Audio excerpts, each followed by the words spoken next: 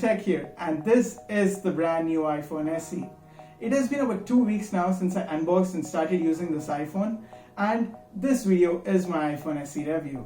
There are a few things that you look out in a smartphone when you're thinking to buy one. You look for the build quality, the display, the form factor, the cameras, the processor, the battery life, and most importantly, you look at the price tag.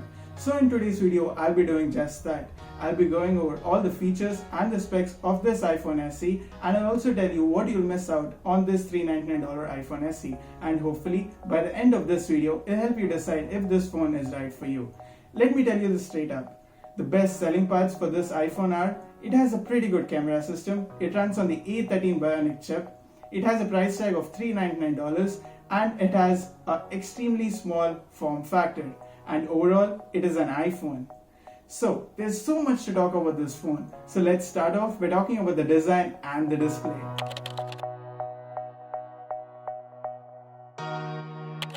This iPhone SE has the same body dimensions and the design of the iPhone 8.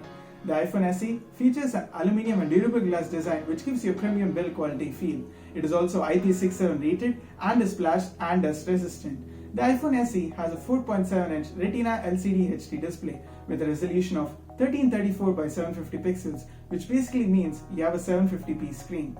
It also uses Apple's True Tone technology to give you a natural viewing experience.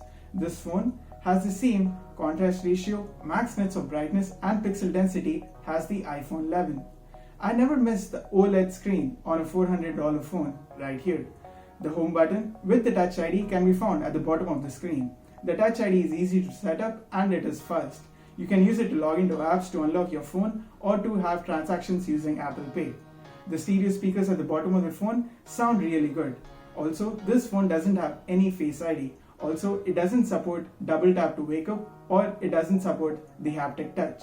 The best part of the whole design is the small form factor, which is perfect for one-handed use. I can access my notifications by swiping down and the control center by swiping up without changing the grip on my phone. I can type and take pictures without using both the hands, which I have to do on today's smartphones. But the huge bezels mean you have less screen space on this phone, and that right there is a problem for me. I'm typically someone who uses this phone for FaceTime calls or to watch YouTube videos or Netflix videos and to scroll through Instagram and Twitter, and that's when I realized I miss the big displays.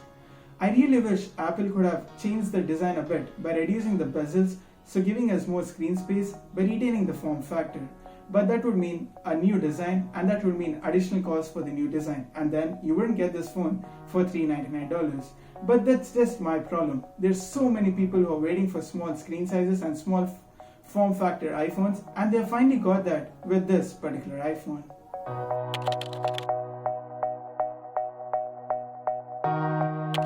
iPhone SE features a 12 megapixel rear camera and a 7 megapixel front facing camera, which according to Apple is their most advanced and updated single camera system. Thanks to the breakdown by iFixit, we now know that the camera module or the hardware is the same as the iPhone 8. So the question here is, how can a phone with the camera of the iPhone 8 take stunning photos in 2020? And that's where the processor and the software updates come into picture. The camera uses the neural engine and the image sensor processor of the A13 Bionic chip to take stunning photos. It also supports portrait mode on both the front and the rear facing cameras. You can select between 6 different lighting conditions and also control the depth of the field. Here are a few photo samples from the iPhone SE. The photos look pretty damn good for a phone that's just priced $399.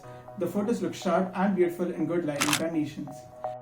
I was also lucky enough to get my hands on an iPhone X and an iPhone 11 Pro so that I could show you guys how does the photos from this phone compare with the iPhone 11 and the iPhone X. The rear-facing camera on this phone can capture 4K videos up to 60 frames per second with cinematic image stabilization, and the front-facing camera can shoot 1080p videos up to 60 frames per second. And this is the main reason why I love the cameras on this phone so much. I'm someone who shoots videos using his smartphone. In fact, even this particular video is being shot on a smartphone in 4K. The video quality from this phone in 4K is really incredible, and it's probably one of the best that I've seen on any smartphone that's priced $600 or $700 or less. The low point with this camera system is the iPhone SE cannot take stunning photos in low light conditions. The photos in low lights have a lot of noise in them and they just look too grainy. The portrait mode works only on a person's face. It doesn't work on food, pets or anything else. The other thing that I noticed with the camera was when I was taking a few pictures and when I zoomed in to see the picture after I clicked it, a few parts of the picture were left out of focus. So this may disappoint you a little bit because you have to check the photo every time you take it because you don't want the thing that you focused on to be out of focus. But you cannot really ask for anything more than what Apple has already done on this camera system.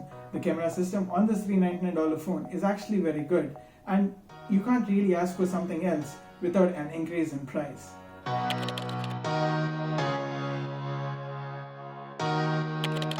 The iPhone SE runs on the A13 Bionic chip, which is the fastest and the most powerful processor that you can find on any smartphone.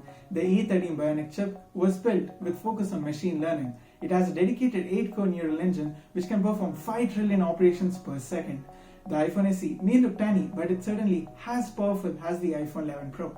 It may not match it in terms of performance on every scale, and that's because the iPhone SE has a 3GB RAM, whereas the iPhone 11 Pro has a 4GB RAM. But I had no problem whatsoever running high-end apps like Lightroom, Call of Duty, or even Apple Arcade games, or even Premiere Rush, and it felt like I was running these apps on a fully maxed out $1,500 iPhone.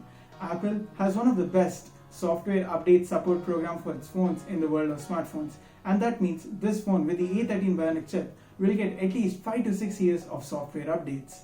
But that heavy raw performance of the A13 Bionic chip affects the battery life of the iPhone SE a bit. The iPhone SE has a 1821 mAh lithium-ion battery. I did some extensive battery testing on this iPhone. I ran a video on a loop in airplane mode at half brightness, and that time the iPhone SE lasted for 8 hours and 45 minutes.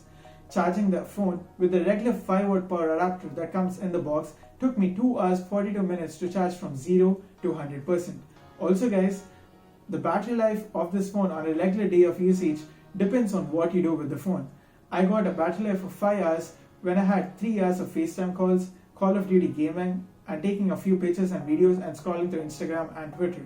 But on the other day, when I was just replying to my emails and having normal calls and text and browsing through social media, it lasted me 8 to 9 hours. So you can say it typically has a battery life of 6 to 7 hours a day. Also guys, the iPhone SE supports wireless charging, and when I performed the wireless charging test on this iPhone using a 7.5 adapter Anchor wireless charging pad, it took me 2 hours 45 minutes to charge from 0 to 100%. The iPhone SE isn't perfect, or it isn't even your dream phone. It has huge bezels, it has an already tried out old design, it has a small display, and you'd also hope it had a longer battery life. But all this can easily be overlooked seeing the price tag of $399. For $399, you're getting an iPhone which has an equal performance as the iPhone 11 Pro Max due to the A13 Bionic chip. It has a pretty good camera system and it has a premium build quality with the small form factor. And this phone will easily last you at least 5 to 6 years. So clearly the iPhone SE beats the competition here. This is an iPhone for the people who don't care about the small screen sizes or the huge bezels. They just want a phone that works well and nails the basics. And they also hope it should be as fast as the smartphones in today's world. And this iPhone does just that. I'll happily recommend this phone to anyone who is looking for a new phone that's fast enough as today's smartphones. And I really hope because of the iPhone SE, we get more phones that are as powerful as this one with the same similar pricing. I really hope the Pixel 4a does that on the Android side. So that's it guys. That's my iPhone SE review. I hope you did like this video. Do let me know down in the comments what do you feel about the iPhone SE and if you have any other questions regarding this iPhone. Also, don't forget to smash that like button and subscribe to the channel if you haven't already. And most importantly, thank you for watching. I'll see you guys in the next video. Until then, take care, stay home and stay safe. Peace!